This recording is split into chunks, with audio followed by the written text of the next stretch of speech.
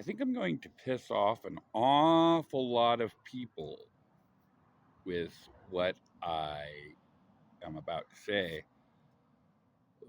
There's a thing going on in the world that involves, uh, uh, just for shorthand, possibly true, possibly not true, two sides.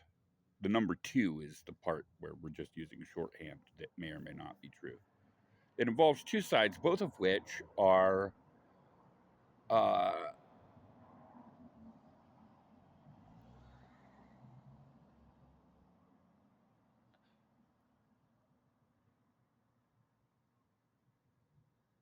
unaware, probably, that there are ways of being where you are not so enamored with pop culture that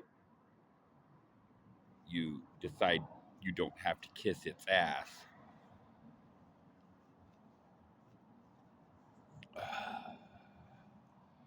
And it's something I know a little bit about.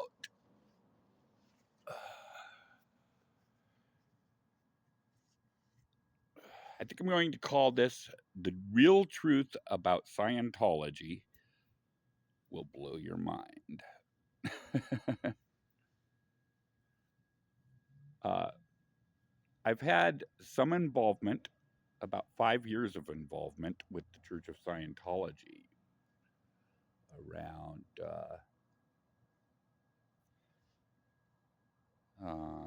87 to 91, 86 to 91, I think. Late 86, probably, not to late 91. Yeah, 5 years. And also have had involvement with what's known as the free zone, although really it's only been nominally with the free zone, but that is far from entirely my fault. By the same uh,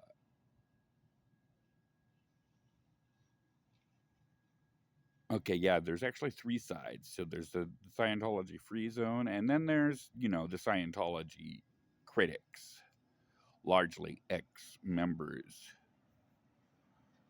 uh, who probably should have never had anything to do with it.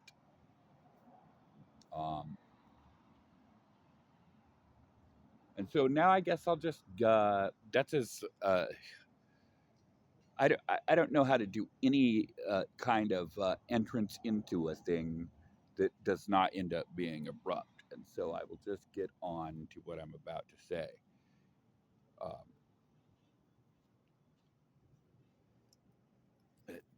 the truth about Scientology, as I currently see it, and I'm getting pretty firm on this.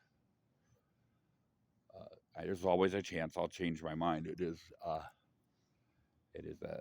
tricky subject. Subject of Hubbard, Scientology, the Free Zone, Independent Scientology, as it's called, and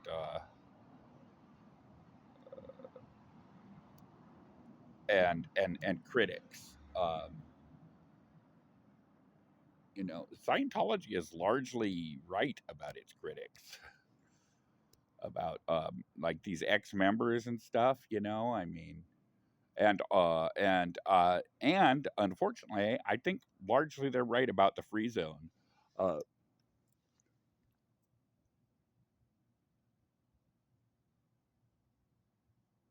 I don't know what exactly is the deal with the free zone, but any organization, any organization claiming to be a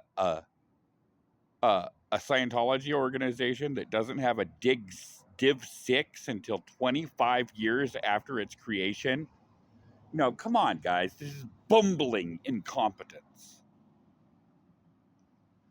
Um, so I don't know what it is, but it's not straight up. It's a level of bullshit. Everything they do reeks of bullshit. Okay. Um, so you might think that that I therefore think, well, I mean, the first answer there would be, well, hey, maybe that's because the whole thing doesn't work. It's a bunch of bullshit. And I realize that the amount of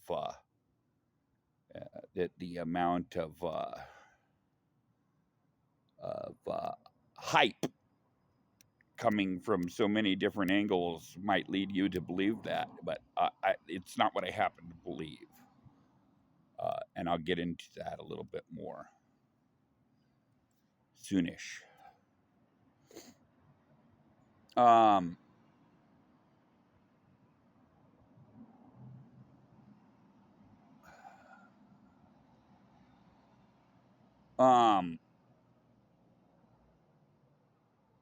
and that's I tend to separate the free zone into two versions. There's capital FZ free zone, which is an organization created by an empathic nutcase, perhaps, possibly empathic, definitely nutcase. If not in actuality, then at least in terms of how would people outside of Scientology ever see him any other way? And yet he's clearly like the founder of the subject or whatever.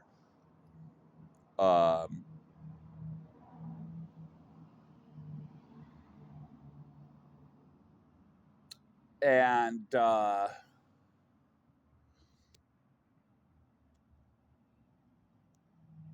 I don't even remember where I was. I got lost in too many digressions. Oh yeah, and small FZ free zone, which is anybody doing things inspired by Hubbard's techniques in general. Excuse me, damn. All right, so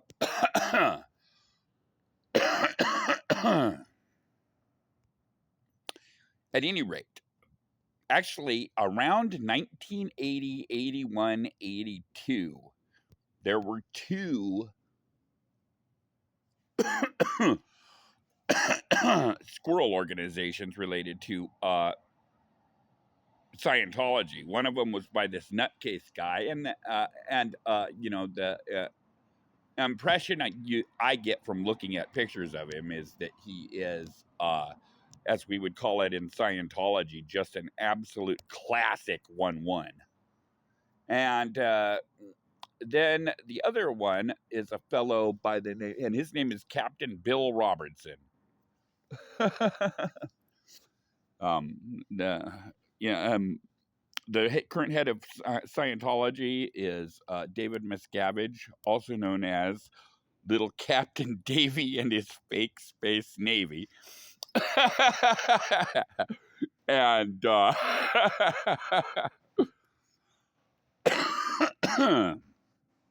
and Bill Robertson set up the rival fake space navy. The one supposedly run by the real Ron telepathically, with Captain Bill Robertson as his channel. Yeah. And but then there's this other main guy. And I think I've solved this case, folks. And I just got the information that resolves it very recently, within the last 3 days. This is new data to me. Way back in 51, there was a doctor named Dr. Winter, very involved in the early organization of, in the early Dianetics organization. There probably would not have been any kind of, for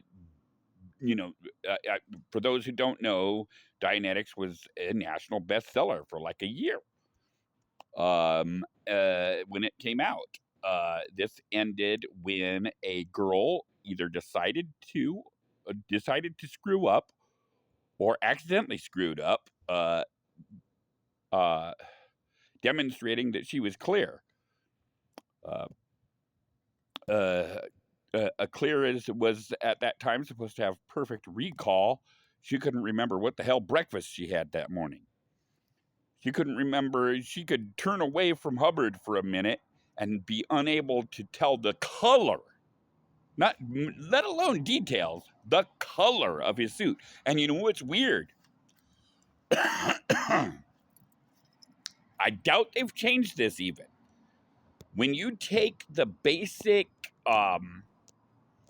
you can go out and be a field auditor Dianetics course, as it existed in Scientology when I was involved. Actually, when I first got involved, there was a Book 1 course.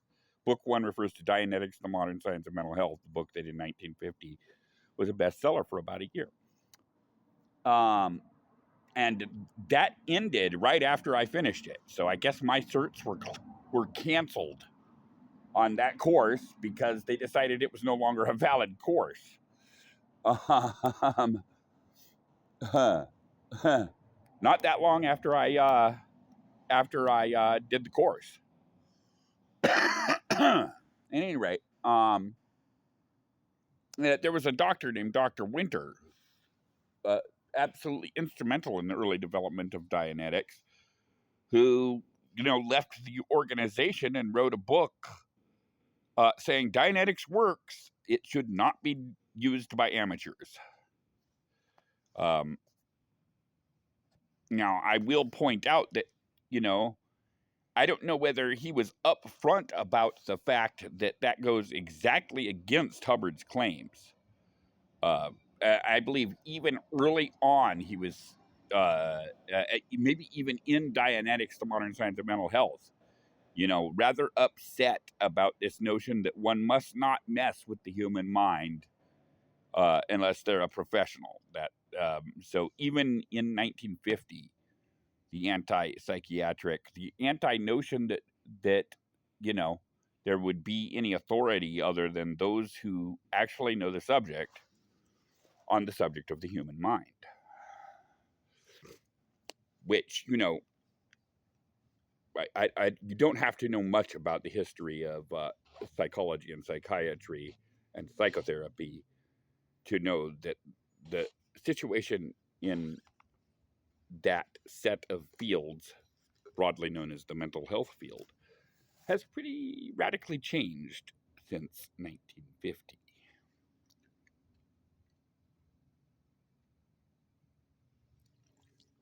All right. This is my position, I think. This is what I'm coming to. I think, as it turns out, I don't know if it's exactly true to say that an amateur shouldn't mess around with the human mind, but certainly you can get yourself into some trouble. And when Hubbard started talking about suppressive people and antisocials and spotting them, I think he brought an influx of gotcha people. And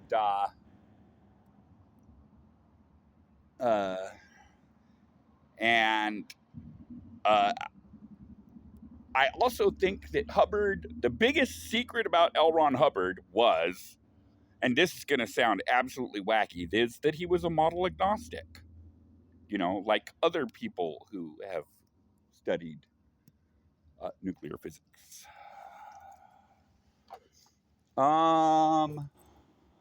Yeah. My position is that Hubbard was a genius. Hubbard was, you can look at the raw statistics, and like all the critics can do is make those raw statistics look as bad as possible. And all you have to do is develop real critical thinking and realize what Hubbard, by definition, factually accomplished. I'm not talking about his claims, but the types of accomplishments he had. He had to have had an IQ of at least 140. I'd estimate 140 to 160. Just not even talking about, any kind of falsifications, any kind of lying, just, general ability. And I believe Hubbard was a model agnostic, and I believe he had a backup plan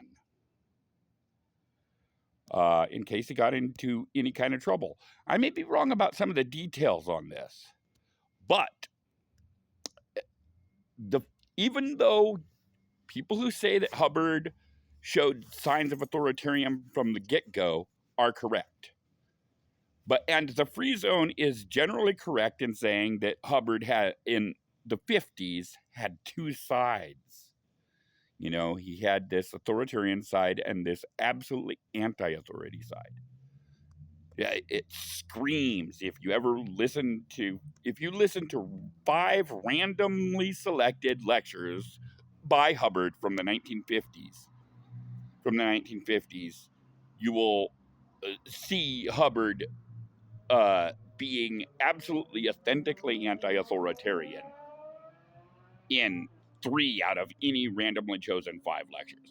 I can guarantee it. Even though you might say that he's being authoritarian every other sentence too. There might be some truth to that. But I always saw Hubbard of the 50s as an anti-authoritarian guy, even though I did know that, like, the jokers and degrading, and he has a policy against jokers and degraders that I believe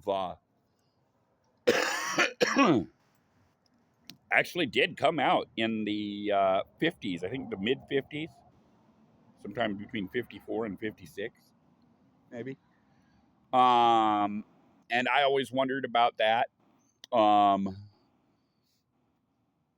And if I wasn't a bit brainwashed myself, I would have wondered at all kinds of stuff.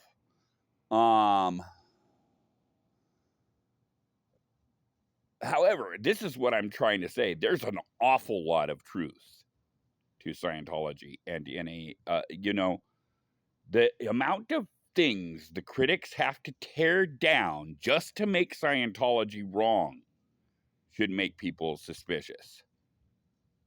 I mean, how many people have to die just so that you can say that Hubbard was completely evil and completely incompetent? How many people have to die for you to go accomplish that?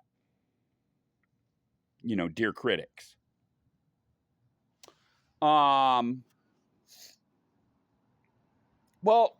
this is the point I'm getting to. Maybe I should tell you what I recently discovered. I recently discovered that this other fellow, if I haven't mentioned him by name yet, I'll do so now. His name was David Mayo. When he left, Hubbard went on a tirade against a particular never mentioned squirrel. When I got into Scientology, de-Mayoizing Scientology was a huge subject still. That meant going through everything that Mayo had anything to do with and completely revising it.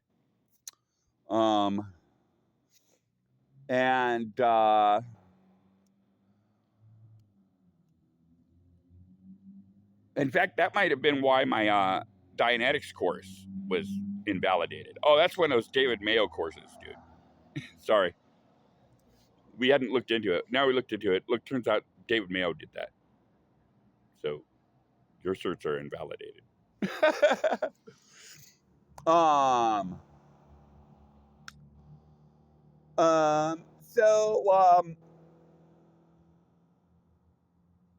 Yeah, it turns out David Mayo was of key importance to a guy named Frank Gerbode, who managed to, and Frank Gerbode is a very degreed individual in psychiatry, in this, that, and the other thing. In fact, I'm a little surprised. The anonymous squirrel should have turned out to be Frank Gerbode. I mean, this guy was a psych, and he ran the Palo Alto Scientology organization.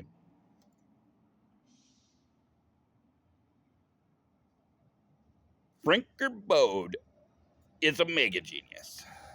He managed to get,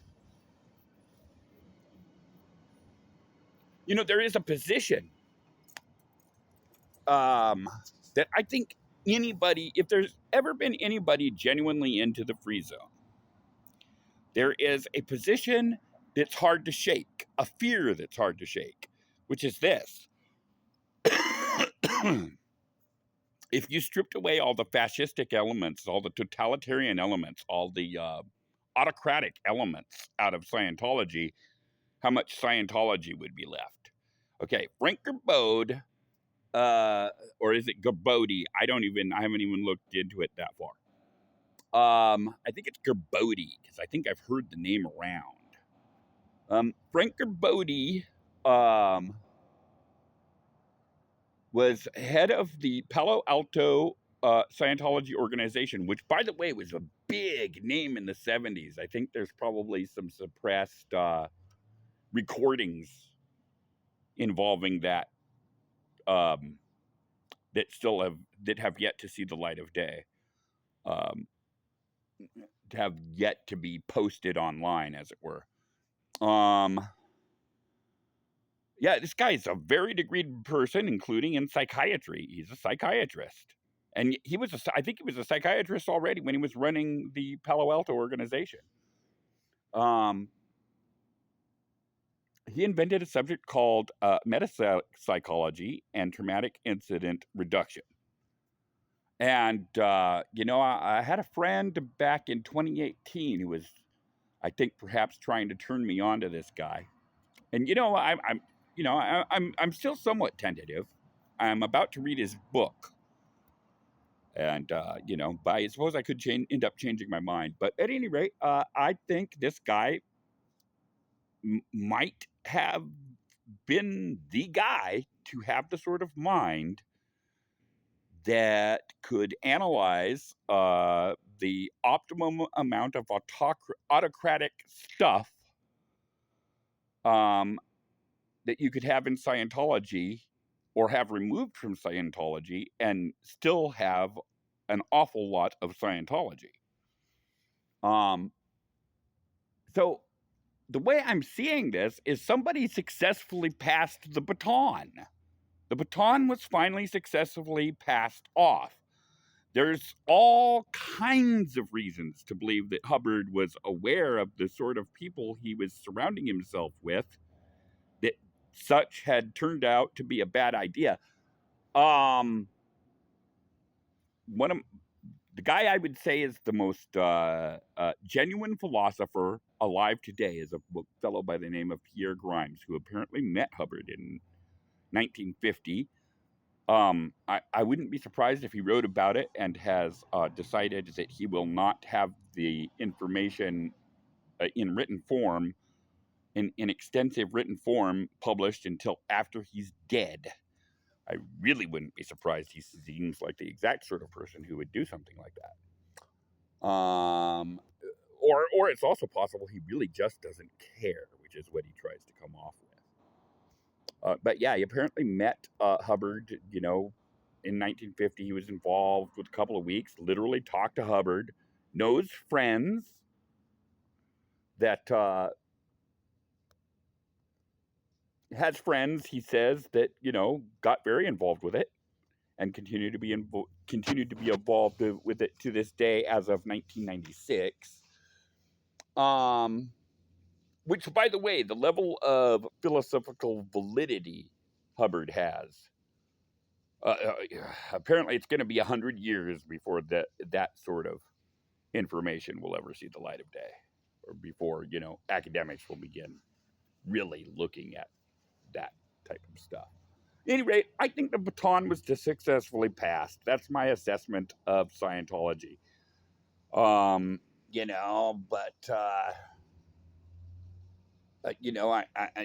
He's just to some extent, he's just another psychotherapist with a form of therapy, So,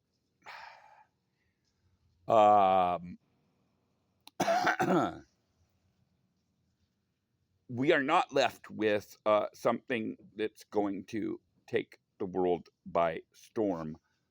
And I think that that has stuff to do with karma that Hubbard was involved with in 1950. Hubbard, I think, his I just think there was a Scientology book that has a chapter called Follower of the Main Chance. It has a chapter called Follower of the Main Chance as a way to describe Hubbard, which I personally always liked about him, but I think I must be in a distinct minority on this point. But like, I read that chapter and I was like, what a joke. What an awesome thing for a person to be. I'd love to be called as an epitaph, a follower of the Main Chance. I mean, what the hell else are you going to do in life? But I think that, that involves, and I believe Hubbard even has policy letters saying things like, sometimes you have to compromise and be in a relationship with people you don't want to be in a relationship with just to get started. It's so hard to get your foot in the door. And I think Hubbard made some compromises to get his foot in the door with people he shouldn't have. And so, I mean, this is an organization that has the karma it has, but the baton was successfully passed. So I guess this is what this video ends up being is me promoting the awesomeness of Frank Gerbode. And I'm not sure why, but the fact that David Mayo is the guy that successfully passed the baton to Frank Gerbode or something like that. I'll probably post an explanatory reference soon hereafter. Yep. I'm horrible at this sort of thing. This is a completely impromptu thing. That's how I tend to do them. I had a screaming urge to say my piece no matter what, and I done doed it. And if this video ain't done because I forgot something, that's just how it's going to have to be. That is the news, and I am out of here.